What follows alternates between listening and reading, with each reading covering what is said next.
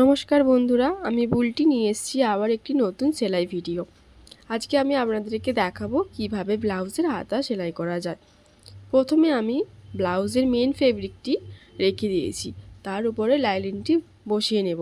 কিভাবে বসানো হচ্ছে সেটা পুরোপুরি ভিডিওতে আমি ভালোভাবে দেখিয়ে দিয়েছি। আপনারা প্রথম থেকে শেষ পর্যন্ত ভিডিওটা দেখবেন, তাহলে বুঝতে পারবেন কিভাবে করছি। প্রথমে আমি হাতাটি লাইলিনটি হাতের উপর বস করিয়ে লম্বা করে সেলাই করে নিয়েছি। তারপরে সেলাই করে নেওয়ার পরে দেখুন দেখালাম কিভাবে দুই দিকে ডিপ শেপটি দেওয়া আছে, সেটা আমি দেখালাম আপনাদেরকে। তারপরে সেলাই করে নেওয়ার হয়ে যাওয়ার পর মাঝখান দিয়ে একটু চাপ করে সেলাই দিয়ে অস্তরটির উপরে ভালোভাবে সেলাই করতে হবে। এরমভাবে সেলাই করলে খুব ভালো কাপড়টি বসবে। ওরমভাবে সেলাই করা হয়ে যাওয়ার পরে আর একবার ভাঁজ করে কাপড়ের উপর দিয়ে আমি সেলাই করে নিচ্ছি। দেখুন যেভাবে ভিডিওতে আমি দেখাবো সেইভাবেই সেলাইটি করবেন, তাহলে খুব সহজে বুঝতে পারবেন যে কিভাবে কি হচ্ছে না হচ্ছে। এরমভাবে সেলাই করা হয়ে যাওয়ার পরে লাস্টে দেখবেন কত সুন্দর ফিনিশিং হয়।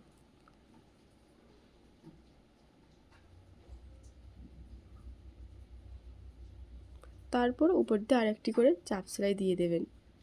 ডবল করে চাপ সেলাই দিলে ভালোভাবে হাতাটি বসবে।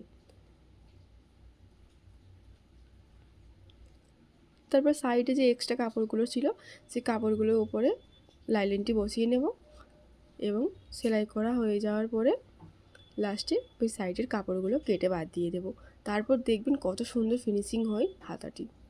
আপনারা চাইলেও এভাবে করে দেখতে পারেন, কতটা সুন্দর ফিনিশিংয়ের সঙ্গে আসে।